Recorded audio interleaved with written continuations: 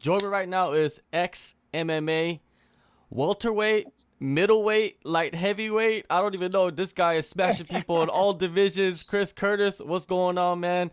How you doing? What's up, man? I'm alive. I'm not dead, so I can't complain. But yeah, I'm tired today. For sure, for sure. Now, you're in the middle of camp. How does camp look for you? You know, what's the scheduling for you? You know, I mean, has it been rougher since you are dropping back down to welterweight for this next fight?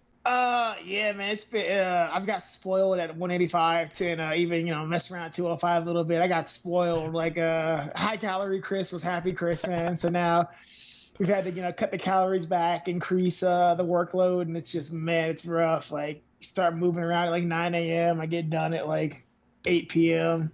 Like an hour or two off between there. It's just rough, man. But I did it my entire career. It's nothing new. I'm just, man, I got spoiled by 85, so I did it to myself.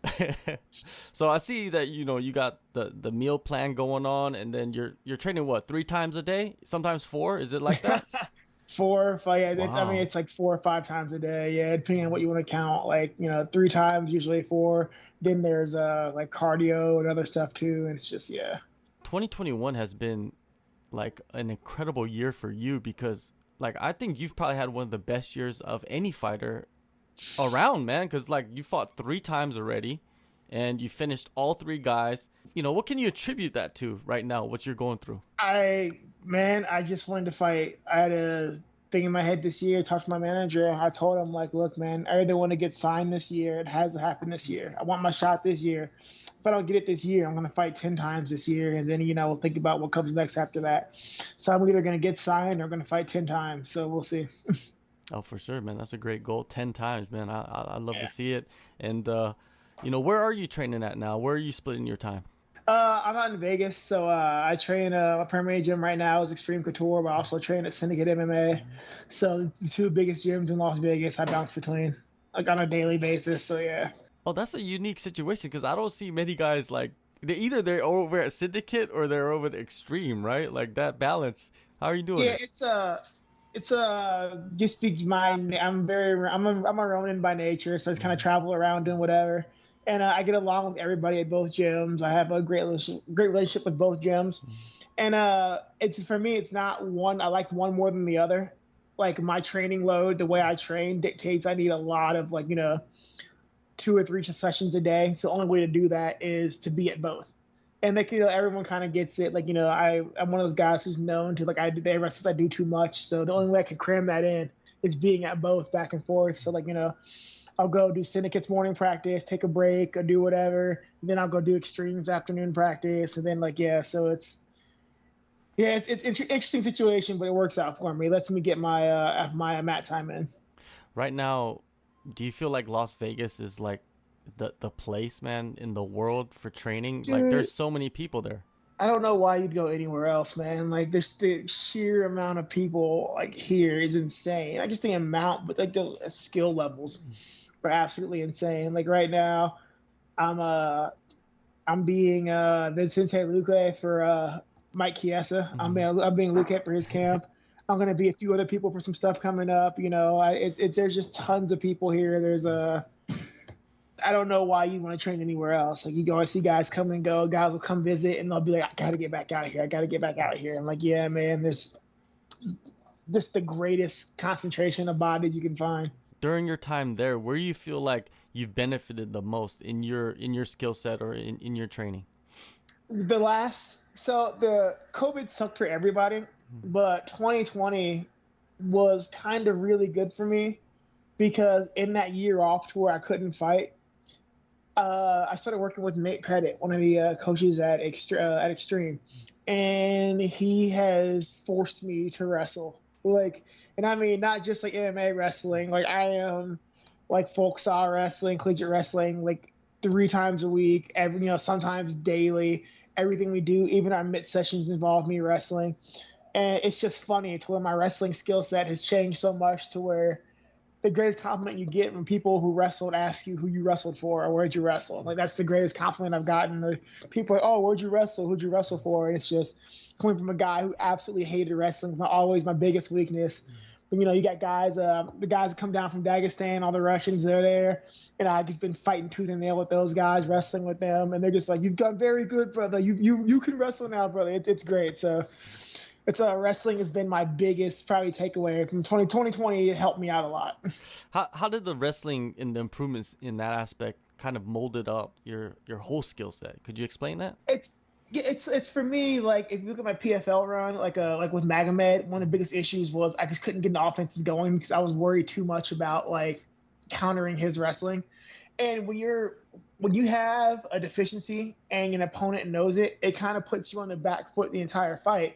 You can never do what you want to do because you're no longer fighting to impose your game plan. You're fighting to nullify somebody else's. Anytime you do that, you're on the back foot. You're already losing before the battle began. So for me, like now, style-wise, I'm a really big, I'm a really well-known pressure fighter. Like I want to break guys with pressure. I usually use that with just boxing. But now, I'm not worried about you wrestling. I'm confident in my wrestling. I'm confident in my counter wrestling. And now I can mix in takedowns and damage with the pressure boxing, and it makes people miserable, man. They hate it. They're just like, man, I don't know what you're doing. I don't know if you're punching, if you're shooting, and it's just if we're in round, you got 5 minutes of trying to guess what's happening, and I'm not going to let you move for 5 minutes. I'm going to be on top of you for the entire 5 minutes, in your face. It makes people miserable. So it definitely brought up my overall skill set tremendously. You're returning to action July 30th. You're facing Kenny Robertson. How did this fight get put together? I got the call, man. I was gonna fight. I wanted to fight. There's supposed to be fights this weekend, actually, I believe. Icon was supposed to be here either this weekend or last weekend. I was gonna do that, and then I wanted to fight directly after that, at the end of the month. So Icon fell through, I believe, but they moved their date. But this came up, and my manager, I told him, man, 10 fights. So he's just out here lining up fights left and right. And I wake up and he's like, "Hey man, do you want to do this fight?" And I'm just like, "Sign my name, let's go." So it just popped up. They want to fight Kenny Robertson. I said yes before they told me the opponent. I was like, "Let's just go." Like, I want 10 fights this year. It's so unique because there's guys out there that are like, "Man, I can't get a fight." You know what I mean? Like, I try my hardest. I can't find one. Is it because they don't have the right manager or what, man? So I mean, I was that way for a while, and like my manager Lance busts his ass, man. Like Lance Patty, this dude is. I get up early. He's already on the phone, like hounding promoters, doing everything. So he's putting in a lot of work, man. He's pulling strings and he's knocking on doors. So I credit Lance. He is busting his ass day in, day out. Like I said, I want to get signed or I want to get 10 fights. So, and he's like, all right, well, let's just do it. So, he's busting his ass. Hey, guy, good management goes a long way. For sure, man. Shout out to Lance. Now, Kenny Robertson, what do you think about, his skill set and what he brings to the table? He's a vet for sure. But then again, I'm a vet. I think he's got interesting skill set, really grapple heavy skill set, former wrestler. But I think, his time was past at this point. Like he's taken a lot of time off. He's fought once in the last 5 years. And I've got more fights this year than he has in the last 5 years. And I definitely respect the things he's done, but I haven't stopped grinding day in or day out. And, he took his time off. And I think the sport, and unfortunately for him, this sport passes. If the moment you stop, the sport will pass you by. And that's the big thing. That's why it's always so hard to see guys go away and come back. Look at Connor, man. Like, hey, the moment you stop, the sport will pass you by. And it's just, I haven't stopped. I'm one of the hardest working people in the state, in Las Vegas. Anybody out here will tell you that. Like, very few people do more than me. I didn't take that time off. So I respect him, but, this is you can't take breaks in this sport. Yeah, definitely can't take breaks. Connor is probably one of the best examples on the biggest stage. Man, you just seen what happened to him, man. His last couple of years has not been too good for him in the cage, at least. Outside the cage, he's done well. It's just inside. Yeah, but Connor, Ronda, there's a lot of people. This isn't a sport you can take breaks in. Like, it evolves. It's still a young sport. It evolves quickly, and the landscape changes really fast. So unfortunately, he took some time off. I haven't stopped grinding since 12, 13 years now. Yeah, and you know, you've been making a transformation the last couple of years. You know, the other people, like you said, they just been stuck pretty much with the same skill set and trying to ride out with the same skill set, and eventually that catches up with you. Opponents figure you out. And that's I got figured out, and I got figured out in PFL. So you know, we had to finish growing, evolving, and that's fine. It happens. It sucks, but it happens. But at this point, I think this is the closest I've been to a finished product in my entire life. So you know, I'm about to be 34. I got to make it happen now. I'm not banged up. I'm in really good shape. I can, you know, I hoss people bigger than me, younger than me, whatever. So now I'm like, I've got, you know, 3 good years left in me. I want to go do it. I want to go. I want, as bad as it sounds, I want what I've earned. I've earned this. I've earned this 5, 6, 7 times over, and I want what I've earned. Well, 4 straight fights, 4 straight finishes. Is that what you expect in this one, the 5th one? Yeah. I am promising. I'm not gonna let myself. I have decision wins that I should have finished that, you know, I didn't pull the trigger on, and now, you know, we've gotten a lot more comfortable and like a lot smarter doing things. So now, you know, there's no reason not to finish them. There's no reason at all not to finish them. Yeah, those past experiences, man, it's so vital, right? Like where you saw the openings. Well, when you rewatch it, and you're like, I got to take advantage. I've got 33 fights, man. I've got a lot of footage to look back on and you know, dissect myself and do some building. So I've got more experience than most. I had a lot to build from, a lot to go back and study, and we've made some really big changes, and I'm proud of it. At this point, you know, I mean, of course you want to get signed by a major promotion, but is it the money that drives you? What drives you, man? Because there's money out there, you know what I mean, outside of the UFC, or is it UFC? It's weird, man. It's kind of an issue of pride and a promise. Mm-hmm. No matter what, everybody out there will say the best guys are in the UFC, and there's just some outliers out there, but the best guys are there.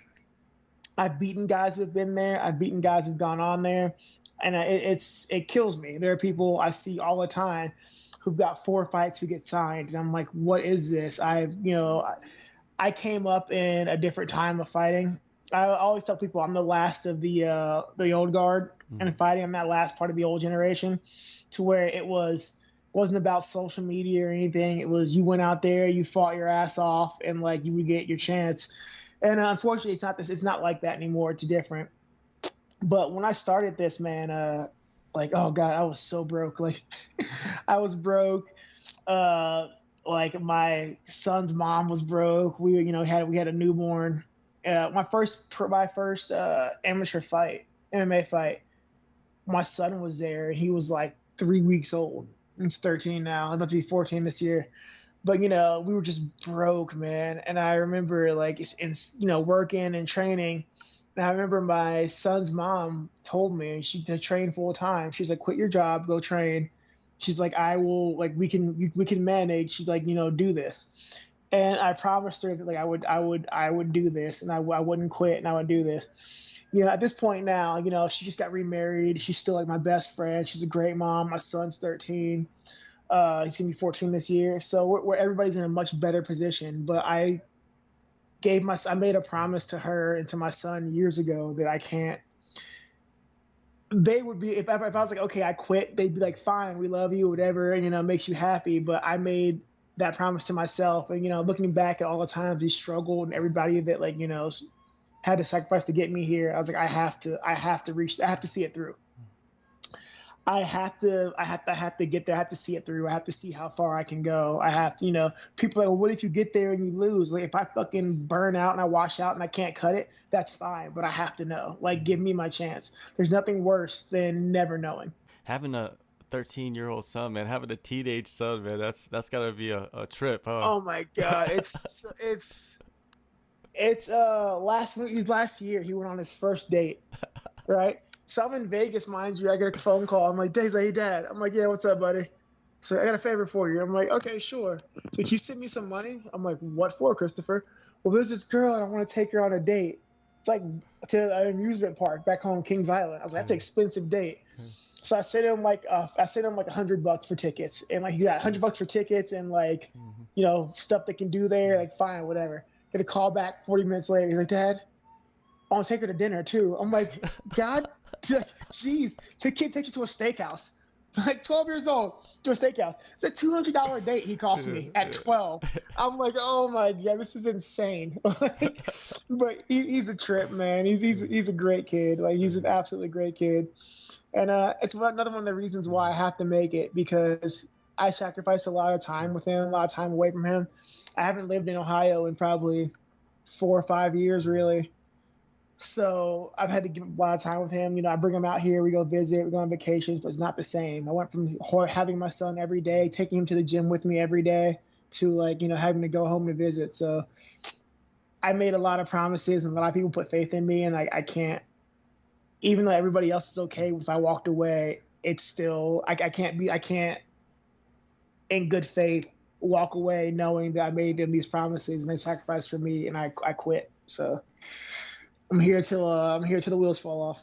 For sure, man. Well, man, you're on your way, man. 4 straight. If this goes well, if it's 5 straight, man, they cannot sign you, man. They should have signed you in 2018. You know what I mean? I don't know. I was saying, you can say they cannot sign you, but I went on Contenders, knocked a guy out and didn't get signed. Yeah. So they can, in fact, not sign you. Yeah, but they understand sometimes they make mistakes, right? So go do your thing, Chris, and we'll see what happens, man. Thank you so much for the time, and good luck to you. Oh, thanks for having me, man. I appreciate it.